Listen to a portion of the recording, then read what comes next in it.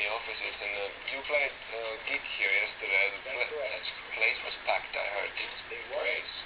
How's it like to come to a new country and play to a packed arena? Dude, it's amazing. It's an amazing feeling for an album not to be released yet in this country and to have this much love. It feels like we're in the United States and we're far from there. So, we couldn't be happier. We're kind of shocked. We didn't know what to expect coming over here, but the reaction has been amazing. And thank you to the fans who downloaded our music, stole the music, did whatever you had to do to get it, because obviously you guys know every word. So we love you guys for that. Mm-hmm. Well, we come from Finland, the neighboring country, and even there, It's beautiful. some fans I read from the net were coming to the show yesterday. The album has not been released. Shake It Single has been released like weeks ago or something, but there used to be a huge internet buzz after you right now. Has been in the States. It seems awesome to me. Yeah. Well, fantastic. We love the love. So.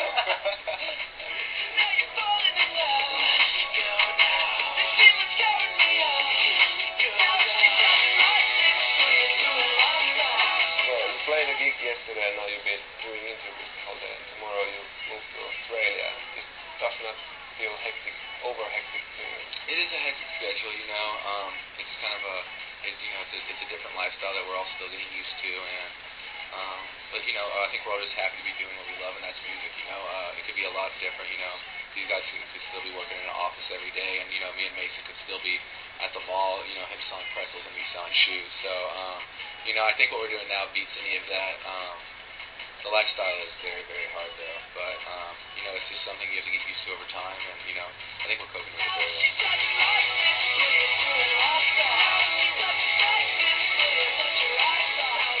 Well, I read that you've toured like for a year now almost. Yeah. 2 years. I mean, we've been playing shows for like 2 years. Yeah. When does touring feel the hardest to you? Does it feel hard? Right now is definitely a rough point. We just did an entire UK tour with Boys Like Girls, and then immediately we just did this European tour that we've headlined, and we haven't had a single day off yet, and we've been over here for almost 3 weeks now, I guess, overseas. Just sometimes it would be nice to have a day off, but when you have a job like this, there's a lot of times when you just can't take time off because, every day is so crucial and every day matters, and, every day we're trying to go further in our careers, and Last too, because all of this can go away tomorrow. exactly, So like Trey says, like it's our last. Why not go as far as you can? I mean, that's the point. That's the reason why we're in this band, to strive for the best. I mean, even if you're fucking making pretzels to fucking selling shoes, sell as many shoes as you fucking can. It's about taking the thing that you fucking love and blowing it up. Hey, you know what? I made some fucking goddamn good pretzels. So, what? Have any of you tasted his pretzels back in the day? Trace had one. I know. I gave you one pretzel one time. I brought you a pretzel home. Yeah, I read. Hey, man, I made some fucking good pretzels. I'm serious. I used to eat them all the time. I fucking love them. So you take pride in that, but also in it. Well, I'm not a fucking pretzel maker. I'm a musician.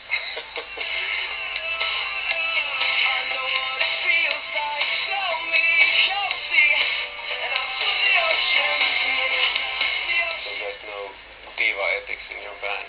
Oh, well, hey, man, we're all divas. Don't get me wrong. I mean, Yeah, but, our fifth member didn't show up today.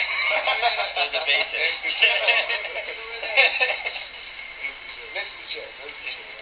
No, but I mean, you woke up at 6 today, played a gig yesterday, been doing interviews all day. Right, You still got right. turkey for whatever country you're doing interviews for. A little bit, Lots of coffee. okay, a little bit coffee on the side.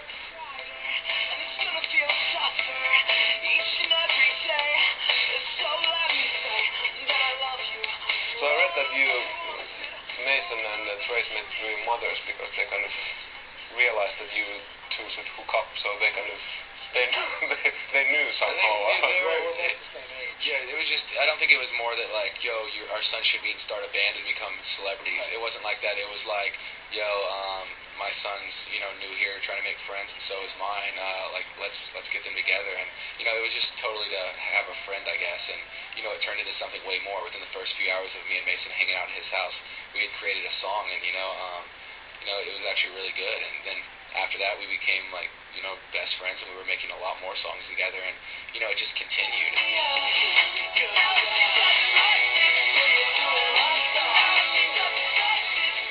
the sound is this electric dancey thing? Does it take special things from a drummer to be able to do that live? Or?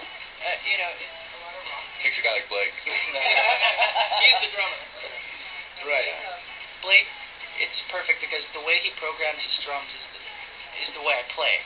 And a lot of rock drummers think that, like, I'm not doing anything, but it's hard to play with a sequencer. With drum machines, you have to be really tight. There's no room for error. Yeah, that's what I thought. You know, Anthony is the most perfect for what he does, and no one can do what he does.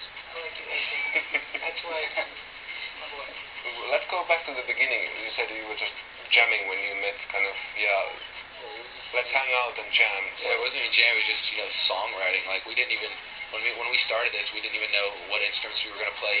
We were making all of our songs, just with electronic drum beats and synthesizers. We didn't even have, our first, 10 songs or something didn't even have guitar in it. So, we were kind of like, what are we even going to do on stage? Are we just going to run around and sing like fools? Like, what are we going to do? And then, later guitars were added and, we became a band. But, live show was something we kind of had to, came a little, down the road, but the very beginning, it was just nothing mattered but the songs, because, the three of us wrote the entire album ourselves. There was only one song on the album that was co-written with our producers, and every other song was written completely, entirely by ourselves, and, that's the thing, it all comes down to songwriting. That's the most important thing to us, and before, we're musicians and everything, but we really view ourselves as, our strong point is songwriting.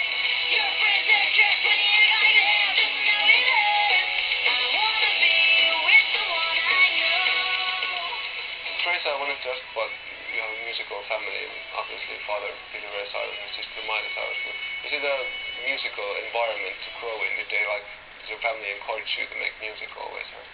No, I was never pressured into it. I think it was just, what I was growing up around. Every summer I spent growing up on a tour bus with my dad, and, ever since the age of 4, my dad had a hit Achy Breaky Heart, which, everyone and their mother knew, and, I saw him entertain people and make people so happy across the world, and, just love his fans and then give him so much love back, and I don't know, I think it was just something I really wanted and longed for, and I didn't ever think it was a possibility really until I met these guys, but, he was my main influence growing up, and anytime I'm home around the house, we get together and play guitar together and stuff like that, and, if I really don't think if I hadn't grown up around him and music and his band, and if they wouldn't have the influence they did on me, I wouldn't be doing this today. So, I really have him to thank for everything I do, and I have. So, I wouldn't be here if it wasn't for him.